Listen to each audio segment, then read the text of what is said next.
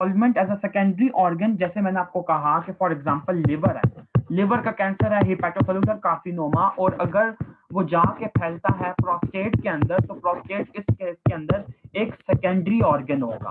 ठीक है, तो इसी तरह बच्चे मैं ये समझाने की कोशिश कर रहा हूँ कि बहुत ऐसे रेयर कंडीशन होती है कि किसी और ऑर्गन का कैंसर हो और वो जाके एसोफेगस के अंदर फैले, यानी कि एसोफेगस सेकेंडरी के तौर पे बहुत रेयरली एक्ट करता है। जो एसोफेगस है वो सेकेंडरी के तौर पे एक्ट नहीं करता।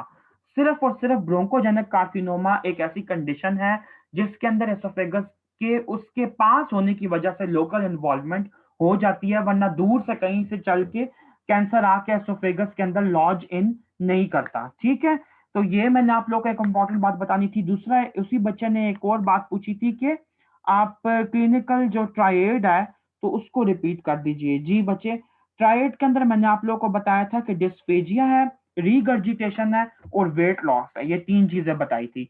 अच्छा, इसके साथ साथ बच्चे मैं आप लोगों के साथ स्क्रीन शेयर कर रहा हूँ, काइंडली मुझे इन्फॉर्म कीजिएगा कि मेरी स्क्रीन आप सब लोगों को विजिबल है या नहीं। जी, चैट बॉक्स में मैं वेट कर रहा हूँ आपके रिप्लाई का। Okay, thank you so much. बच्चे ये देखें, बेले के अंदर एक बहुत इंपॉर्टेंट इसने ये फ्लो चार्ट दिया है, ठीक है, जिसको इसने लेबल किया है कि that is basically algorithm for the management of oesophageal cancer. सब बच्चे काइंडली इस एल्गोरिदम का या तो स्क्रीनशॉट ले लीजिए या फिर इसको भी जॉट डाउन कर लीजिए, ये हमारे लिए करना बहुत जरूरी है। ठीक है, अगर आप लोगों को ये एल्गोरिदम आता है और आप लोग पेपर के अंदर ये ड्रॉ भी करते हैं अपने आंसर की फॉर्म में, तो you will be given credit. ये बहुत अच्छा एक एल्गोरिदम है, वर्ल्ड वाइड यूज होता है। मैं इसको रीड कर रहा हूँ आपके लिए। इज द पेशेंट, सबसे पहले आपके माइंड में जो क्वेश्चन आता है वो ये आता है कि अगर एक बंदा एसोफेजियल कार्सिनोमा का प्रूवन केस है तो फिर उसके साथ क्या किया जाए। Is the patient fit for surgery, yes, no. अगर वो नहीं है फिट सर्जरी के लिए तो फिर आप उसकी पैलिएशन करेंगे। यहाँ पे 4 दफा पैलिएशन का वर्ड लिखा है, तो पहले इसको समझ लीजिए कि पैलिएशन क्या होता है। आप लोग फोर्थ ईयर से बच्चे ये वाली बात पढ़ते आए हैं और आप लोगों को पता होना चाहिए कि पैलिएशन का मतलब होता है कंजर्वेटिव मैनेजमेंट या कंजर्वेटिव ट्रीटमेंट। ठीक है, तो कंजर्वेटिव ट्रीटमेंट से मुराद वो सारे के सारे मेजर्स हैं जो कि पेशेंट का पेन को ईज आउट करें। फॉर एग्जांपल एसोफेजियल कैंसर के केस के अंदर आप देखें कि डिस्फेजिया, और अगर पेशेंट खा नहीं सक रहा तो आप उसको नेजोगैस्ट्रिक ट्यूब पास करेंगे, ये एक पैलिएशन है। नंबर 3, फॉर एग्जांपल अगर किसी भी वे के अंदर पेशेंट का यूरिन आउटपुट स्टॉप हो जाता है या किडनी की इन्वॉल्वमेंट हो जाती है, तो आप उसको फोलिस कैथीटर पास करके उसका यूरिन का पैसेज करवाएंगे। फोर्थ नंबर पे बच्चे अगर आप आ जाएं तो आप इसके अंदर लेके आ सकते हैं कि अगर एक बंदे को ये वाले साइन एंड सिम्टम्स नहीं है लेकिन एनोरेक्सिया फील हो रहा है, तो आप उसको कोई अ, ये ऐसा सिरप दे सकते हैं जिससे उसको भूख लगे। जैसे ट्रासोरेक्स कॉमनली सिरप दिया जाता है खासतौर पे पीड्स की पॉपुलेशन में, तो आप उसको दे सकते हैं उसकी भूख को एनहांस करने के लिए। वो सारे मेजर्स जो कि उसके साइन एंड सिम्टम्स को किसी हद तक कम करने में मदद करेंगे वो पैलिएशन में आएंगे। तो बच्चे आप ये देखें कि अगर वो फिट है सर्जरी के लिए और आपने कर ली है उसकी सर्जरी, तो हिमेटोजेनस स्प्रेड का क्या करेंगे, क्योंकि वो तो ब्लड में है, you can't surgically treat haematogenous metastasis. तो आप ये देखें कि अगर वो नहीं है उसके हेमाटोजेनस मेटास्टेसिस, फिर तो मामला ही खत्म हो गया ना। अगर हैं तो फिर भी आप उसकी पैलिएशन ही कर सकते हैं। उसके बाद बच्चे आप ये देखें कि नेक्स्ट आप मूव ऑन करते हैं कि ऑर्गन इन्वॉल्वमेंट है या नहीं है। कॉन्टिग्यूअस उसके जो एडजेसेंट ऑर्गन है इर्द गिर्द, उनकी इन्वॉल्वमेंट तो नहीं है। अगर नहीं है वेल एंड गुड, अगर है तो फिर आप दोबारा पैलिएशन की तरफ ध्यान देंगे। फिर बच्चे आप देखें कि कहीं उसकी पेरिटोनियल सीडिंग या पेरिटोनियल स्प्रेड तो नहीं हुआ हुआ। अगर नहीं हुआ वेल एंड गुड, अगर हुआ है फिर भी आप पैलिएशन ही करेंगे। क्योंकि बच्चे ये जिन तीन कंडीशंस में इसने पैलिएशन का लफ्ज लिखा है, हेमाटोजेनस मैक्स, कॉन्टिग्यूअस ऑर्गन इन्वेजन और पेरिटोनियल स्प्रेड, इन तीन केसेस के अंदर आप लोग सारे देखें। फॉर एग्जांपल मैं कहता हूं कि अल्लाह ना करे कोई एक बंदा है जिसको एसोफेजियल कैंसर है, उसके स्टमक की भी इन्वॉल्वमेंट है, उसके लिवर की भी इन्वॉल्वमेंट है, उसकी पेरिटोनियम की भी इन्वॉल्वमेंट है, उसकी ओमेंटम की भी इन्वॉल्वमेंट है और उसके रेस्पिरेटरी सिस्टम की भी इन्वॉल्वमेंट है। तो आप इन सब की सर्जरी तो परफॉर्म नहीं कर सकते ना। कैसे, वो तो बंदा इस काबिल ही नहीं रहेगा कि वो सर्वाइव कर सके। तो आप इस केस में सिर्फ और सिर्फ पैलिएशन करेंगे। और लिम्फ नोड्स के मेट्स अगर हैं तो आप फिर उसकी मल्टी मॉडल थेरेपी करेंगे, और अगर नहीं है तो सर्जरी करेंगे। अब यहाँ पे आपके माइंड में आएगा कि मल्टी मॉडल थेरेपी क्या होता है। बच्चे मल्टी मॉडल थेरेपी से मुराद ये कि आप लोग उसमें कंसिडर करेंगे कि क्या हमें रेडियोथेरेपी की या नियो एडजुवेंट या एडजुवेंट कीमोथेरेपी की जरूरत तो नहीं है। तो मल्टी मॉडल के अंदर ये सारी चीजें आ जाती हैं। और सर्जरी अलोन आप सिर्फ तब करेंगे अगर लिम्फ नोड की इन्वॉल्वमेंट नहीं है तो। ठीक है, ये एल्गोरिदम आप लोगों को काम आएगा, इसको नोट कर लीजिए। अच्छा, इससे पहले कि मैं इन पिक्चर से हटूं, काइंडली आप लोग आज के जो क्वेश्चंस हैं उनकी पिक्चर ले लीजिए। ये पहला आपका एमसीक्यू है, प्लीज इसकी पिक्चर ले लीजिए। फिर मैं आप लोगों को दूसरा एमसीक्यू भी शो कर दूं और फिर मैं दो क्वेश्चंस आप लोगों को और बताता हूं, आप लोग सॉल्व कीजिएगा एसोफेगस का ये वाला टॉपिक पढ़ने के बाद। काइंडली इसकी पिक्चर ले लीजिए। ओके, दूसरा बच्चे एमसीक्यू ये है, इसकी पिक्चर ले लीजिए।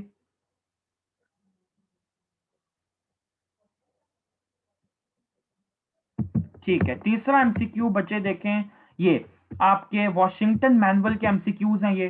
काइंडली इनकी पिक्चर ले लीजिए, पहले इन तीन की ले लीजिए, 12, 13 एंड 14। उसके बाद मैं आप लोगों को बाकी शो करता हूँ, दो और है शायद या एक और है।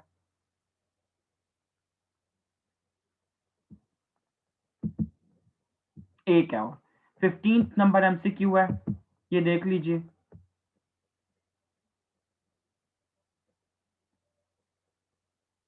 Okay, thank you. तो बच्चे ये थे आज के एमसीक्यूज, लेकिन अभी हमारा टॉपिक कंक्लूड नहीं हुआ। मैं आप लोगों को कुछ और बातें भी बता दूं। एल्गोरिदम हम लोगों ने डिस्कस कर लिया है, साथ ही साथ मैंने आप लोगों को सिटी स्कैन का बताया था कि हिमेटोजेनस मेटास्टेसिस के लिए बहुत कॉमनली वो यूज होता है। इसके अलावा बच्चे आपको ये पता होना चाहिए कि मिडिल और अपर थर्ड के जो कैंसर्स होते हैं एसोफेगस के, तो वो ट्रेकिया को बहुत कॉमनली या रेस्पिरेटरी पैसेज को इन्वॉल्व करते हैं। तो फिर इसके लिए आप लोगों को ब्रोंकोस्कोपी भी परफॉर्म करनी पड़ेगी। ठीक हो गया, ब्रोंकोस्कोपी को आप लोगों ने लाजमी कंसिडर करना है और लिखना है कि अपर वन थर्ड और मिडिल वन थर्ड के कैंसर्स के अंदर ये की जाती है अगर इन्वॉल्वमेंट आपको मिले तो। इसके अलावा बच्चे आपको ये पता होना चाहिए कि देखें, लेप्रोस्कोपी जो होती है नॉर्मली, लेप्रोस्कोपी को किस किस्म का प्रोसीजर है? लेप्रोस्कोपी एक थेराप्यूटिक प्रोसीजर है, आपको पता है, लेकिन लेप्रोस्कोपी डायग्नोस्टिकली भी यूज होती है। ठीक हो गया।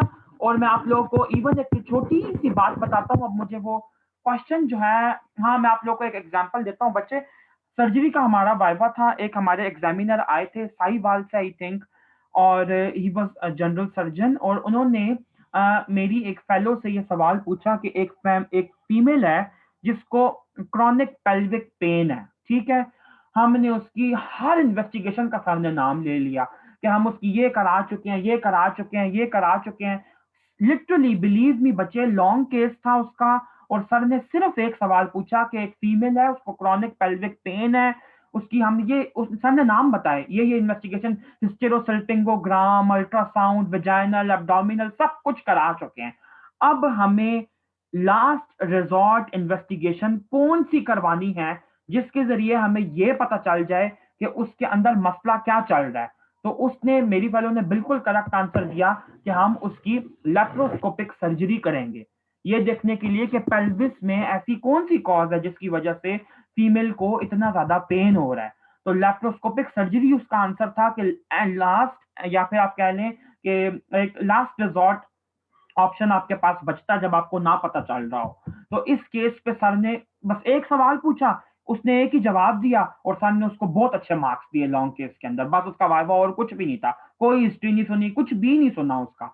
अच्छा चले, ये तो मैंने आपको वैसे ही एक वाक्य बता दिया। ये बता रहा हूँ बच्चे कि जब लिवर की इन्वॉल्वमेंट होती है और लिवर के अंदर आपको मेट्स मिले एसोफेगस के, तो उनका डायग्नोसिस करने के लिए आप लोग लेप्रोस्कोपी परफॉर्म करते हैं। और even macroscopically with your naked eye आपको नजर आ जाता है कि लिवर के अंदर आप कहते हैं कि बीडेड अपीयरेंस है। बीडेड अपीयरेंस से क्या मुराद है? फॉर एग्जांपल, अगर ये लिवर है और उसके ऊपर मैं ऐसे नग लगा दूं या मैं ऐसे मोती लगा दूं तो ये बीडेड अपीयरेंस का लुक देगा। तो ये आपको मैक्रोस्कोपिकली नजर आ जाता है। इसके अलावा आपको ये पता होना चाहिए कि एमआरआई भी हम लोग परफॉर्म करते हैं सॉफ्ट टिश्यू की इन्वॉल्वमेंट देखने के लिए। तो इसके अंदर कोई ऐसी रिमार्केबल बात और बेले ने लिखी नहीं है, इसलिए मैं उसको हाईलाइट नहीं कर रहा। और इसके अलावा बच्चे आप लोगों को ये पता होना चाहिए कि जो एंडोस्कोपिक अल्ट्रासाउंड होता है, ये एक बहुत ही जबरदस्त किस्म की टेक्निक है कैंसर का एक्सटेंड फाइंड करने के लिए ट्रांसम्यूरली। ट्रांसम्यूरल से क्या मुराद है? सबसे पहले तो आपको ये पता होना चाहिए ना। फॉर एग्जांपल, अगर ये एसोफेगस है और ये इसकी 4 लेयर्स है इसके इर्द गिर्द, ठीक है? तो आप ये देखें कि oesophageal cancer for example mucosa से अंदर की तरफ इन्वेड कर रहा है, तो आपको कैसे पता चलेगा कि ये अंदर कितना जा चुका है और कितना नहीं गया? तो आप ये देखें कि आप इस एंडोस्कोपिक अल्ट्रासाउंड को यूज़ कर सकते हैं।